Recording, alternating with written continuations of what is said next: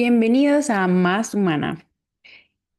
Hoy les quiero compartir las veces que fallidamente traté de vivir como robot. Y tengo 8 punticos en los que prácticamente les voy a decir cómo en mi mente quería comportarme como un robot y cómo fallidamente me di cuenta que lo único que hacía era hacerme daño a mí misma. Literal.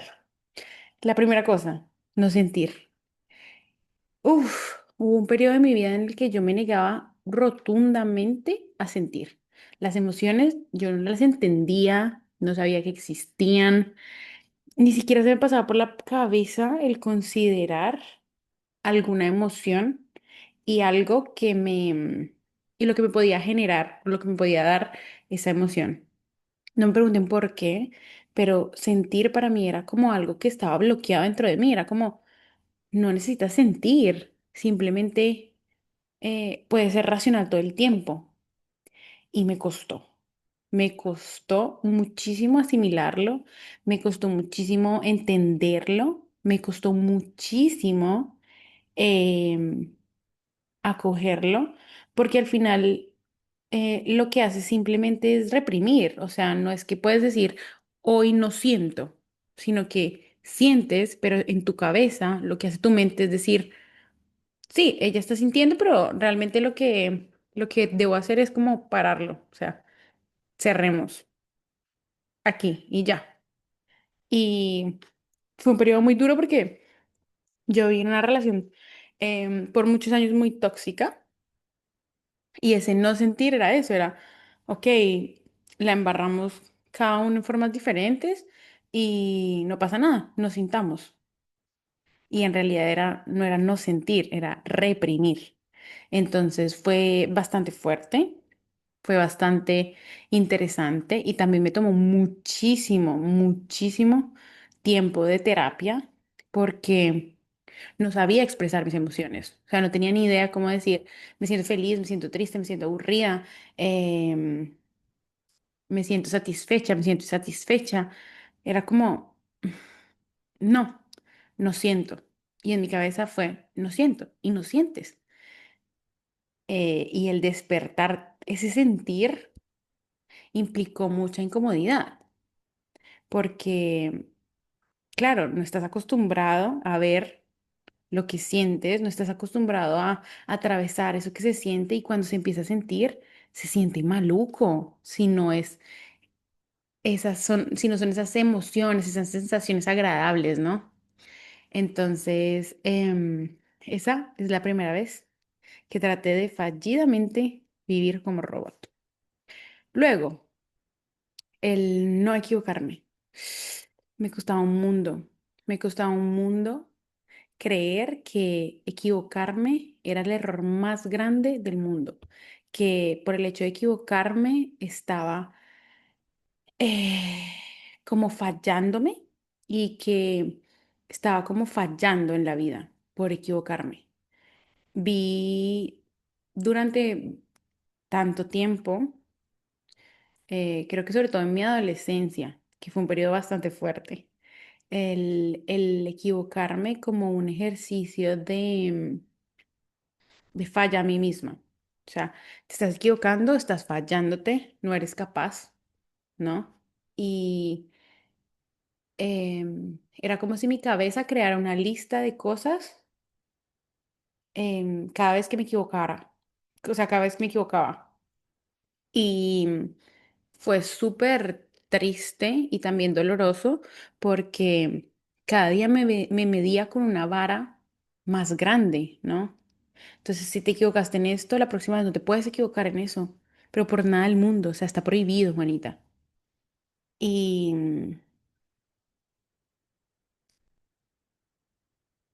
genera dolor, o sea, genera incomodidad, genera fastidio, genera rabia. Y es como, eh, te tienes que equivocar. De eso se trata la vida. Otra cosa que me costó un mundo y en donde siento que traté y me empeñé muchísimo en ser un robot fue sobre todo en mi trabajo, en no cansarme, no cansarme. O sea, no me permitía cansarme. Yo tenía que tener energía todo el tiempo, a toda hora, para todo.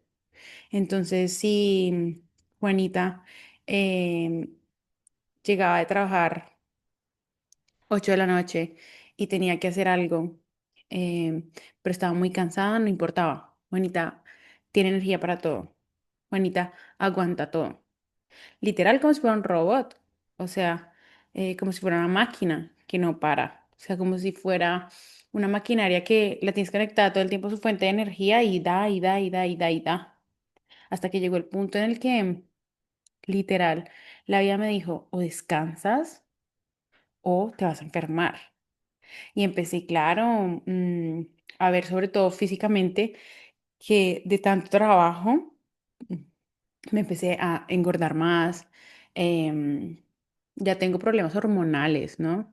Y con el hecho de no parar, no descansar, como que todo se potencializa, porque al final es como que las hormonas se desregulan más por el nivel de estrés, por la falta de sueño, por la falta de pausa. O sea, el sueño es tan importante y no nos damos cuenta de la importancia del sueño hasta que nos pasan factura como a mí.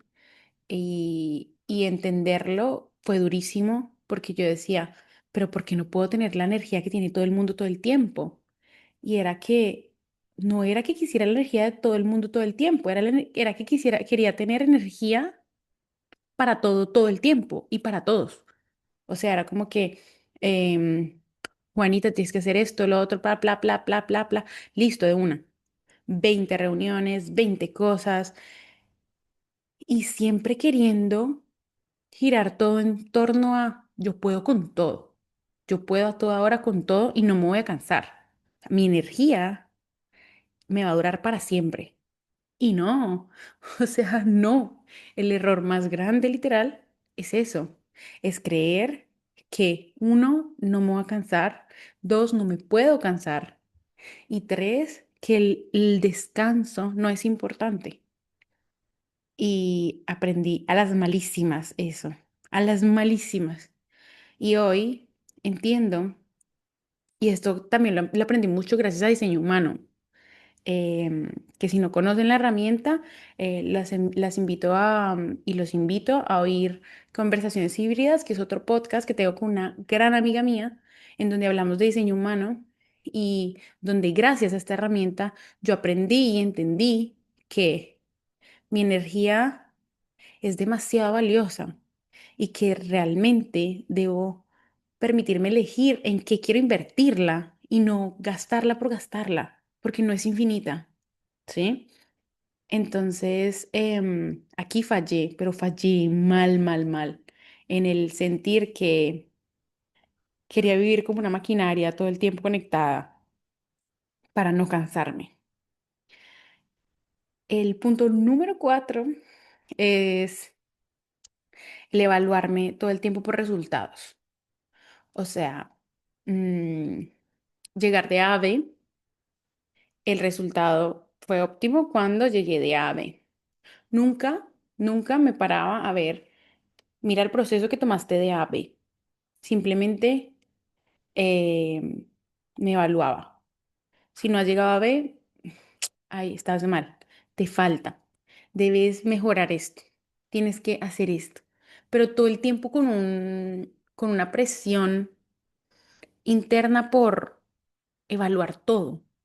Evaluar, evaluar, evaluar, evaluar y simplemente era evaluar el premio. Yo me acuerdo que cuando me gradué acá en Italia, ese día yo me lo imaginaba en mi mente como el sentirme súper orgullosa, el sentirme súper em, como realizada, ¿no? Por todo el proceso, por toda la cosa, por todo el asunto. Y al final, cuando me gradué, dije como, ¿y en qué momento yo realmente sentí que me disfruté este proceso, porque, claro, estaba evaluando todo el tiempo y lo único que quería era justo eso, el diploma, pero realmente te lo disfrutaste. Una parte de mi mente es consciente de que se disfrutó muchas cosas, pero la otra es como, te lo pudiste haber gozado más, pudiste haber sido más flexible contigo, ¿sí? Y claro, era esta necesidad de sentirme todo el tiempo evaluada por los resultados. O sea, si era una buena nota, ok, perfecto. Si era una mala nota, no. Y no podemos medir todo el tiempo resultados.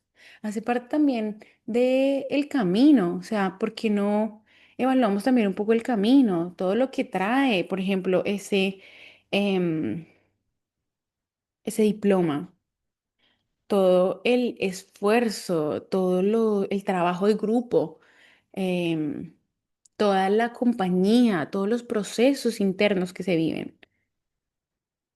Y lo intenté fallidamente, el seguir midiéndome, porque llegó un punto en el que dije, no tengo que medirme porque me estoy midiendo con las varas de quién, me estoy midiendo con los tiempos de quién y me estoy midiendo para qué, o sea, para qué yo mido, por ejemplo, que el grado o ese diploma fue X o Y cosa. Era lo que quería, absolutamente, pero ¿y para qué mido más? ¿Qué saco con medir? Era como si en mi mente solo quisiera tener estadísticas de mis éxitos para luego, entonces, evaluarlas y ponerlas como en confrontación con mis errores, para decir, ah, ok, eres mejor o peor si te equivocas más o si alcanzas más cosas. Y claro, era desgastante porque llegaba un punto en el que nunca iba a ser suficiente. Nunca iba a ser suficiente para mí, nunca iba a ser suficiente para nadie, porque si no es suficiente para mí, no es suficiente para nadie. Entonces, el darme cuenta de esto fue como estrellarme contra una pared y decir como, deja de medirte, deja de evaluarte, no necesitas evaluarte. Y estaba muy conectada a el medirme por tiempos, varas y procesos ajenos, que es la siguiente que tenían escrita justo. O sea, eh, tienes que salir del colegio, ir a la universidad, después de la universidad entonces hacer tu maestría, después de tu maestría ya puedes irte em, a tener una vida con tu pareja. Y aunque de cierta forma mi vida siempre ha estado un poco organizada en ese sentido, siempre ha estado también un despelote de tiempos porque mis tiempos son míos literal. Y digamos que a nivel cultural, sobre todo en Latinoamérica, estamos muy acostumbrados a seguir estos tiempos, ¿no? Y cuando yo me vine acá a vivir con mi pareja en Italia, fue como todo un tema decirlo, todo un tema decir, voy a vivir con mi pareja, eh, porque éramos novios, pero no estábamos casados. Éramos pareja, pero ¿y con la bendición de quién? ¿No? Que obviamente son cosas que afortunadamente mi familia, digamos que aunque no las acepten fielmente y directamente, son cosas que cuestan, ¿no? Sobre todo más las generaciones más de mis abuelos, de las hermanas de mis abuelos, de mis tías, no tanto la de mi mamá, eh, pero siempre son cosas que, uy, la niña se fue a vivir con el novio. ¿Y cómo le vas a decir a tus abuelos? Entonces, claro, los tiempos eran míos, pero la medición y el proceso es como si fueran de otros que me imponen, ¿no? Y el medirme por esos tiempos, por esas varas, por esos procesos, em, digamos que no se sentía tan chévere y no se sentía algo mío, porque al final era algo que yo no, no quería vivir, no quería atravesar. Si yo me fui a vivir con mi pareja, era porque para mí era correcto y porque para mí se sentía chévere y porque eso era lo que quería y sentía en el momento. Y si me iba a equivocar, me equivocaba y ya estaba. Y si se iba a dar bien, también se iba a dar bien. Pero el medir esos tiempos, medir esas varas y autoimponértelas, porque es uno también que en su mente se las autoimpone, fue todo un ejercicio de decir, esto no es mío y esto no me corresponde, porque es pesado, se siente pesado y se siente ajeno, o sea, no es mío, es tuyo. Si yo lo vivo así es porque yo siento que tengo la necesidad de vivirlo así. Si tú no lo vives así, no sientes la necesidad de vivirlo así, está bien, te lo respeto, pero era como vivir siempre bajo el lente de otra persona. Entonces te evalúas y te mides con tiempos, varas, procesos de otra persona que al final la única que hacen daño es a ti. Entonces, claro, el hecho acá fue tratar fallidamente de ser un robot por el hecho de medirme como si fuera un software que tiene que calificarlo todos, ¿sí? Y, y cuánto cuesta, porque cada uno tiene una opinión, porque cada uno tiene un feedback que dar. Y en la vida a nadie le tiene que importar el feedback de la vida del otro. Y eso cuesta entenderlo, porque estamos acostumbrados a que todo el mundo opine de nosotros. Y sobre todo estamos acostumbrados a reaccionar y vivir de estos feedbacks. Entonces es horrible, horrible, harto, desgastante.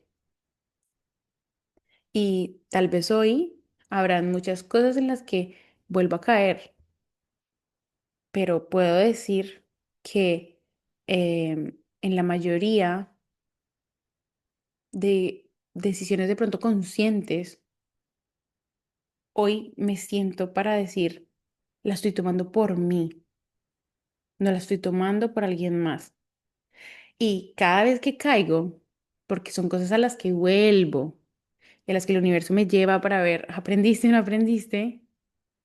Vuelvo y digo, esto es mío, esto no es mío. No quiero medirme con la vara de otros.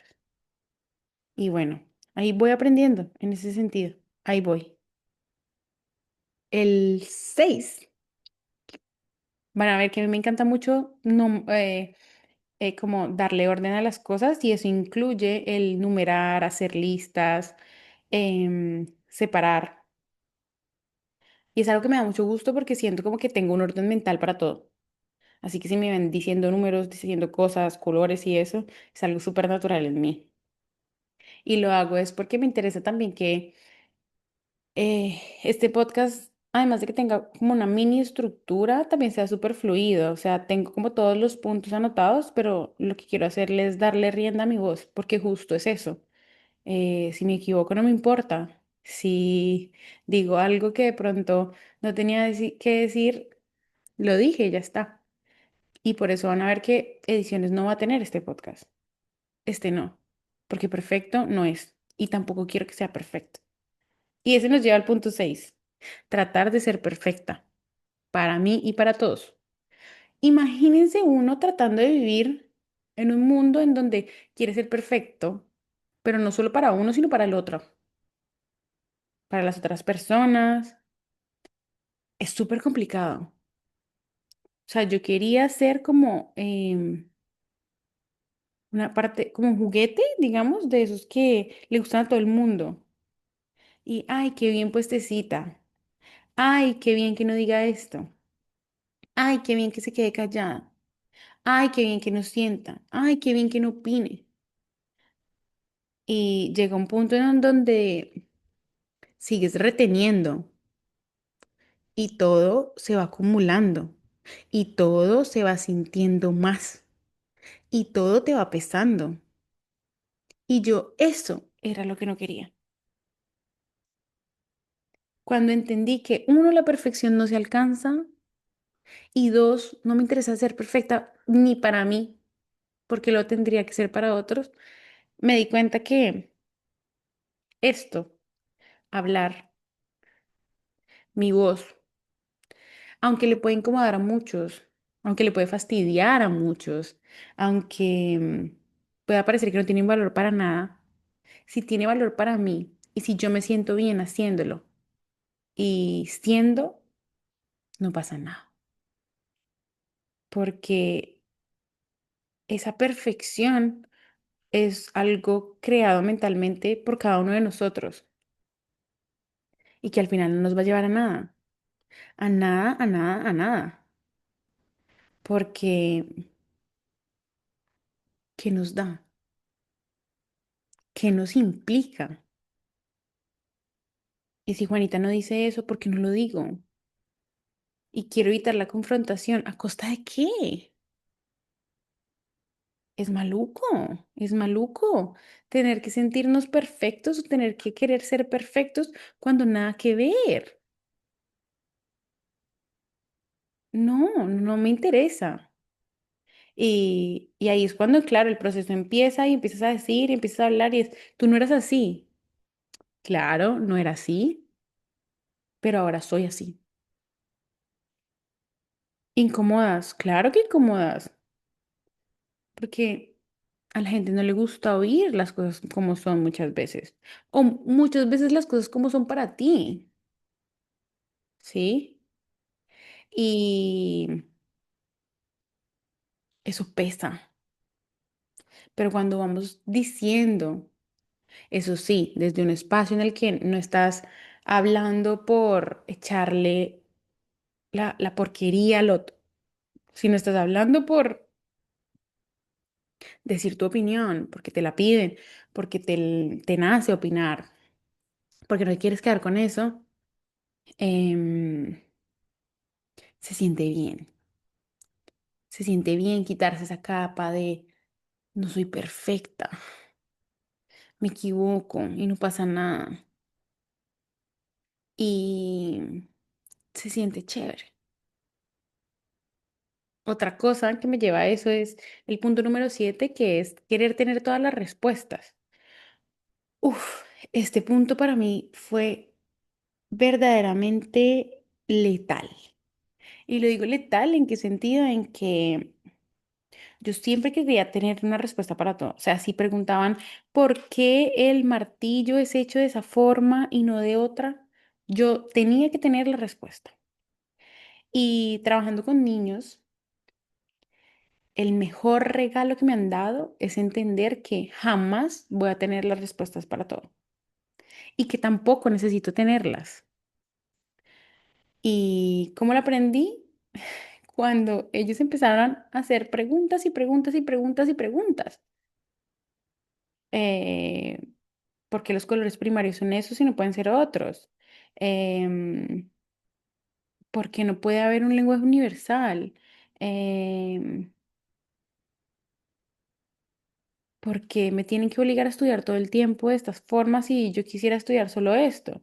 Porque el colegio no puede ser solo arte y no todo lo demás. Y así preguntas que hoy parecen sencillas, pero que realmente tienen una profundidad más grande y tienen una profundidad más interesante, porque cuando empiezas a hilar con ellos, es como que van llegando más y más preguntas, no solo de ellos, sino de ti también. Y el decir, no, no sé, era algo horrible para mí. O sea, yo no podía decir no sé, porque en secreto me iba a mirar en el celular y decir, espera, o sea, ni siquiera decía espera, ya te digo, sino era como voy, busco de nuevo y hago como que ya sé. Y no, o sea, no pasa nada no saber. Era como que yo quería ser ChatGPT, literal. O sea, me preguntas algo, te respondo. Sé todo. No, no, no hay algo que no te pueda contestar. Y tratar de querer tener todas las respuestas es algo que realmente limita porque va muy conectado al querer tener la razón, querer saber todo, todo el tiempo. Y es que no soy Google, y es que no soy ChatGPT, GPT, soy Juanita y ya está. Y no pasa nada que no sepa Juanita. No me puedo hacer todas las carreras del mundo para saber y darle toda la respuesta ni a mis niños ni a mí misma. Y está bien. Y no pasa nada. Y la última, pero no menos importante, el querer tener siempre la razón. Esta es algo que ahorita todavía batallo bastante. Quiero tener siempre la razón de las cosas. Quiero como decirle al otro, sí, ve, yo te dije. Y muchas veces es como súper fastidioso, porque ¿la razón para qué? ¿Para qué quieres tener la razón? ¿Para qué te interesa tener la razón? ¿De qué me sirve? Y eso es algo que todavía lo estoy asimilando y lo estoy entendiendo, ¿eh? Es algo en lo que estoy cayendo en cuenta más seguido y estos 8 puntos son cosas que no he integrado completamente al 100% muchas, pero de las cuales sí soy más consciente. ¿Sí? Y creo que es que el hecho no es la integración completa o total de las cosas, sino es el hecho de cacharte, o sea, de como reconocerte cuando eso pasa y de decir, espera, Juanita, espera un momento, vuelve, ¿no?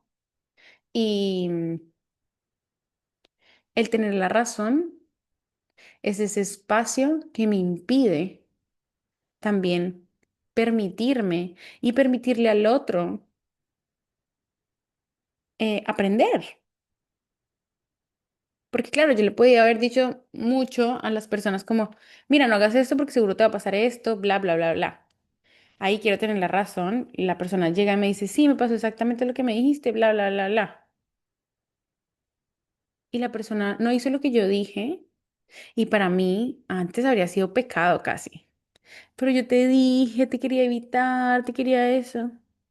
Y hoy lo veo como un entender que necesitamos todos equivocarnos, ¿sí? Y que el regalo está en eso, en el aprendizaje, no en la razón. La razón es como un impedimento para permitirle al otro aprender. Y esto lo escuché en algún lado, no me acuerdo dónde, pero ¿quién soy yo para evitar que el otro o para impedirle al otro que aprenda? Es como que le estoy quitando esa oportunidad al otro de aprender. ¿Y por qué lo tengo que hacer? ¿Sí? Entonces, bueno, esas son las 8 cosas en las cuales traté fallidamente de vivir como robot y las que son como las más fuertes y profundas, digamos, pero las que hoy me han ayudado mucho a entender que el verlas, el acogerlas, me hace también ser más humana. Y este es el objetivo justo, ser más humana, sintiendo, equivocándome, cansándome, muchas veces quemándome también, evaluándome, dejándome de evaluar, dejándome de medir por tiempos ajenos, evitando la perfección a toda costa. Es que, ¿qué humano es perfecto? ¿Y qué imágenes de perfección estamos viviendo? Cero. Y no necesitamos tampoco tener ninguna perfección para nada ni para nadie. Y con esto yo siento que me siento cada vez más profunda, em, me siento cada vez más como en el terreno del yo quiero dedicarme a vivir siendo una humana a mi manera, ¿sí? Imperfecta, porque se siente chévere y porque no me interesa ser perfecta, puesta y estar ahí ¿para qué? Porque no me interesa tampoco tener todas las respuestas, ni mucho menos la razón. Simplemente hoy quiero ser más humana. Y mi invitación con este episodio es, cuéntame tú en qué momentos o en qué ocasiones has tratado de vivir como robot. Puedes hacer la listica de las cosas que dices como, uy, yo me sentí la necesidad de, por ejemplo, no sentir, porque quería ser siempre como un robot en ese sentido. O, yo qué sé, X o Y cosa. Y no necesariamente la tienes que compartir. Si quieres, yo la recibo con gusto. Y seguramente te va a leer con un gusto inmenso. Pero lo digo es por ti. Míralo y el hecho de verlo, incluso sin necesidad de reconocerlo plenamente, te va a cambiar el chip y te va a permitir reconocer eso que nos limita muchas veces y que nos hace meternos en esas cajitas que no queremos, pero que nos han hecho tomar como propias. Entonces, bueno, espero que les haya gustado mucho este episodio, que les haya servido, que les aporte. Y si no les ha aportado nada, no pasa nada. Es también un ratico para hablar de mi experiencia, de mí, de mis cosas. Y un ratico para dejar ir la mente un poco a no soy un robot y tampoco quiero serlo. Les mando un abrazo y nos oímos pronto, pronto.